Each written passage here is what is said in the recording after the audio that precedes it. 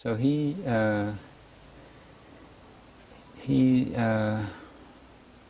carried on his walking and looking for lonely places, and then he ended up deciding to spend a pansa in this year, that particular year. I think we're in 1948, I think now. That in a little Dhammayut monastery, so it's a monastery belonging to the other sect in the Konpanong. And of course, being of a different sect, there's somewhat problematic about spending a long retreat period.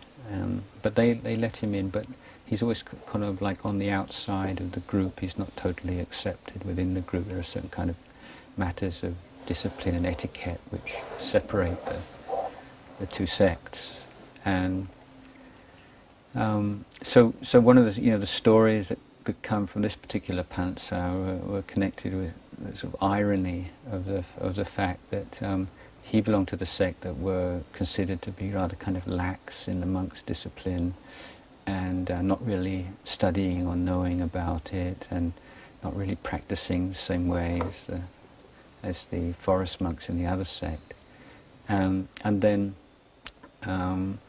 during the course of the pansa, he showed them by the practice that he was a monk really worthy of respect, but also that he very politely and non-confrontationally exposed the abbot of the monastery as being really a real hypocrite.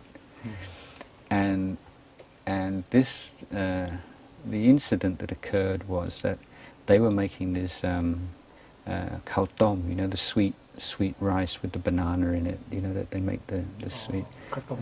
And in the kitchen, they were grilling these sweets. And the abbot walked by, and he noticed that nobody was watching, and they were starting to burn. So what he did was he turned them over on the grill. And while he was turning them over on the grill, Ajahn Chah just happened to look out of his kuti and see him. Now, at the mealtime, these sweets were offered, and the abbot took some. Everyone took some, except for Ajahn Chah, who wouldn't take any. And the abbot noticed this and said, "Go on, you should take this, they're really good." And he just said, "No, I won't." And at this point, the abbot got very embarrassed and very red-faced, and afterwards he made a formal confession of his offence.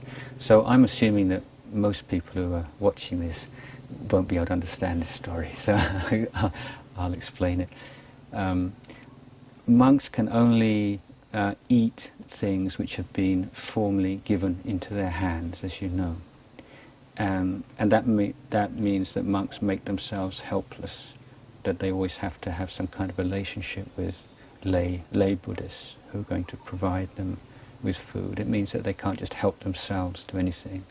So it forces them to be very restrained. And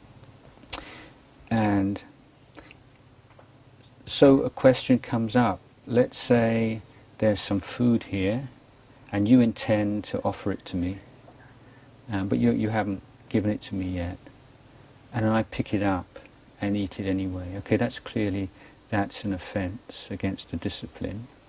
But in the case that I pick something up, but I don't actually eat it, and I put it down again, is that an offence or not?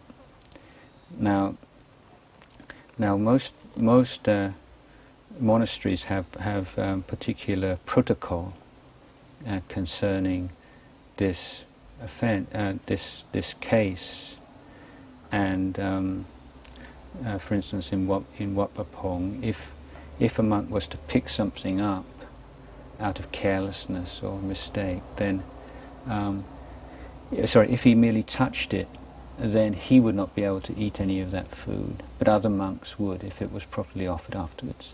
Whereas if he picked it up and moved it, then no monk can have it, and all the food has to go to the novices. And this would happen sometimes. I mean, I've experienced this with something kind of delicious, and then a monk's picked it up, and no monk can eat that food on that day. It's considered not proper for monks.